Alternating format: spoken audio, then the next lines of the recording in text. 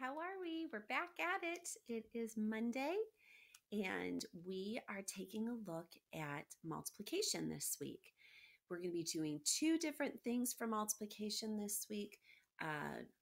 Today, Monday, the first thing that we're going to be doing is we're going to be doing a review of multiplication fact families and doing a little bit more work on that distributive property of multiplication because that's an important skill for us to take with us to fourth grade. So to get us started off, get our brains warmed up and ready to go, you'll need paper, pencil, marker, slate, whatever you have around to do a little fact family work. So if you need to push pause, press pause, go get what you need and scooch right on back here speedy quick, okay? All right, we are going to start with these three numbers. We're going to do three fact families to warm us up. 3, 4, 12. 3, 4, and 12. All right, please make a fact family, fact family. So 2 multiplication facts, 2 division facts. Go ahead. And I'm going to do it right along with you. Pause yours, the video at any time if you need.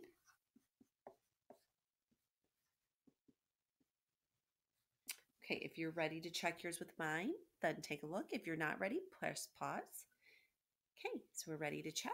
So we have 3, 4, and 12. And with 3, 4, and 12, I can make the multiplication facts of 3 times 4 equals 12 and 4 times 3 equals 12, as well as 12 divided by 3 is 4, and 12 divided by 4 equals 3. I use that commutative property. Remember, community works together. I can move these two factors, the numbers that we put together in a multiplication problem are factors. So I can have 3 groups of 4 or 4 groups of 3. They're both going to give me 12. All right, erase. You're going to try another one. This time you're going to use the factors of 8, 6, and the product of 48. 8, 6, and 48. Please make 2 multiplication facts and 2 division facts. And I'm going to do it along with you right here on my slate.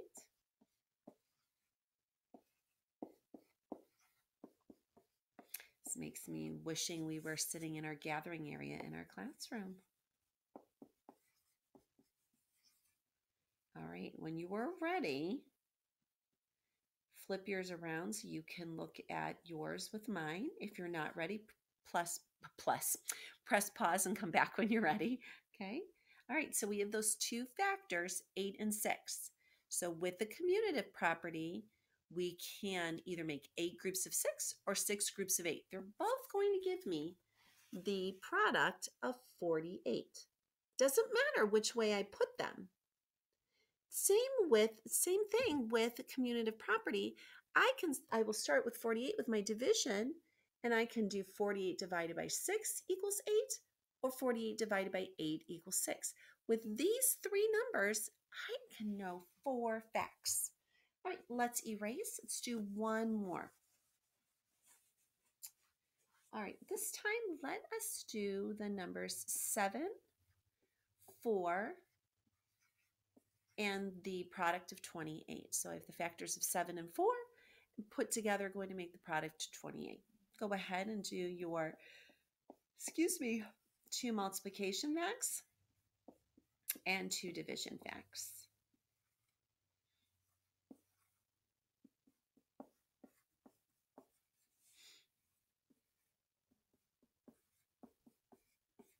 Okay, so if you're ready, take a look up here. If you're not ready, click pause and come back when you're ready. So we have the 2 factors of 7 and 4. I can put 7 times 4. I can put 4 times 7. Either way, I'm going to get the product of 28. Just the same as when I start my division fact, I'm going to start with the largest number, 28. 28 divided by 4 is 7. 28 divided by 7 is 4. Okay, so a few weeks back, we did some work with the distributive property. Remember, distributive property, friends, it means to distribute. When I'm distributing something, I'm taking something big and I'm putting it apart into smaller pieces. I believe I gave the example the last time of when the Viticas, the end of dinner, we distribute the cleanup job.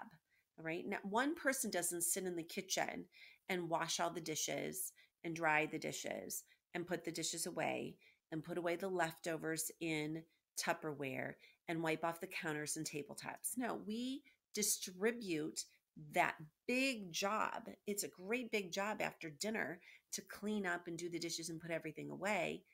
We distribute it.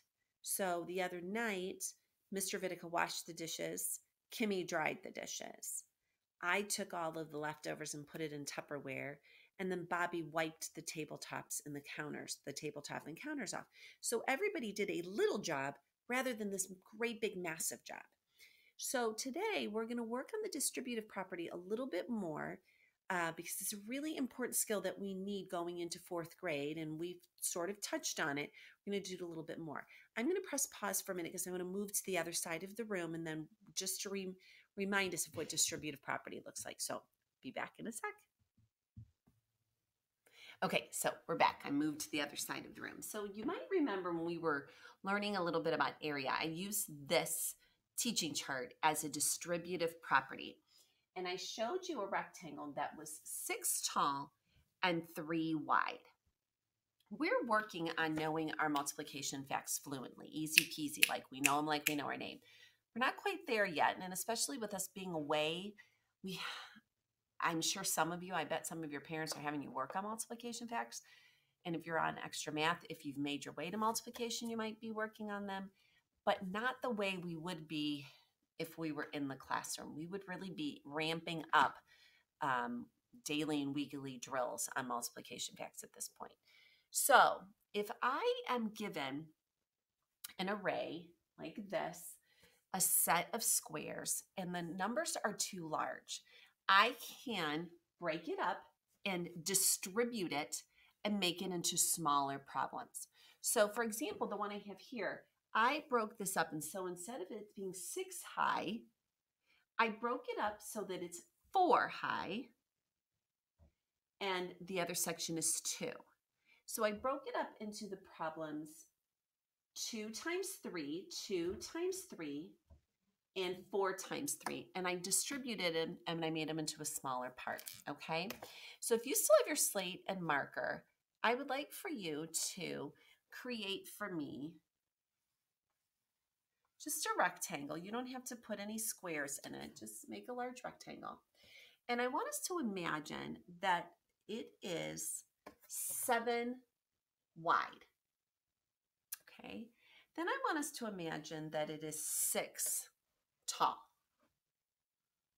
Now, there might be a couple of you that know what 7 times 6 is. I don't think probably too many of you. So this is where that distributive property is going to come in really, really handy because it can distribute or break the problem up. I would break up the larger of the two factors.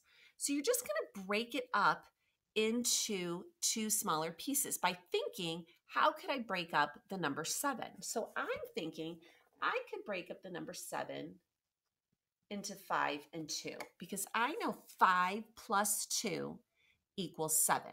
So now I can set up my problem in my distributive property. Instead of doing 7 times 6, I can do 5 times 6.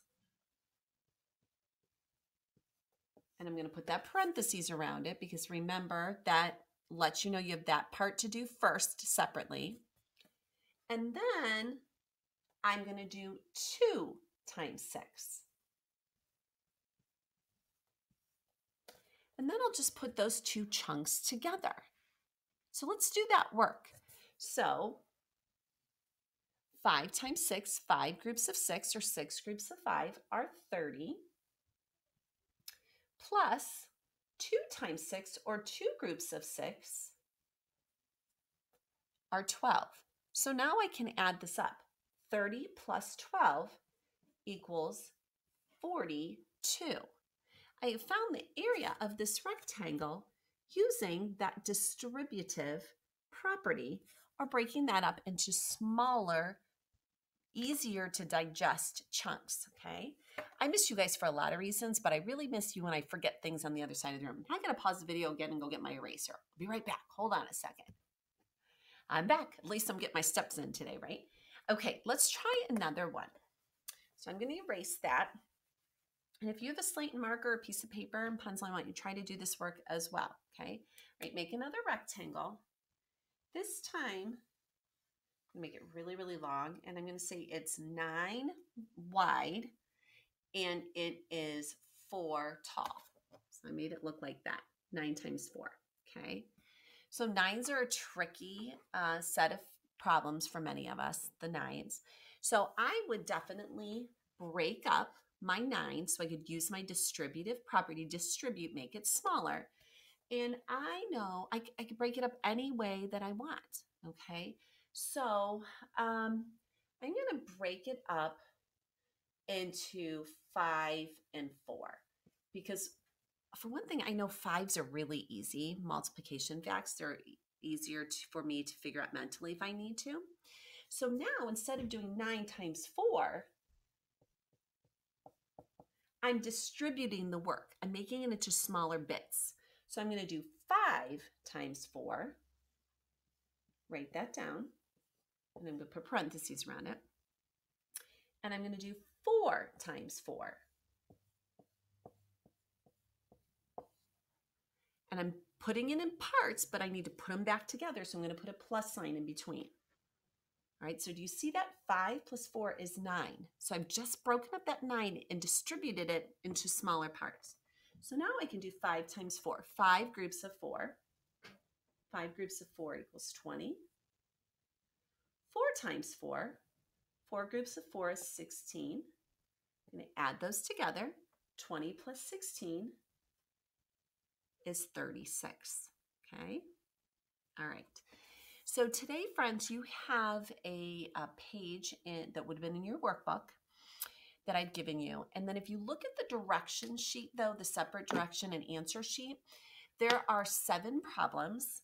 You have to choose 3 that you're going to create a fact family for. And that's all you have to do. Pick 3 and you want to do fact family and follow the example that's on the workbook page. And then I want you to pick a different 3 and I want you to practice the distributive property. And I've given an example on there as well. Okay. All right. Off you go to work. Remember, this assignment is not optional. You need to make sure you're completing your math. All of your math assignments, 2 come out every week. 1 on Monday, 1 on Wednesday. Okay. Off you go and work. I'm so proud of you. Good job.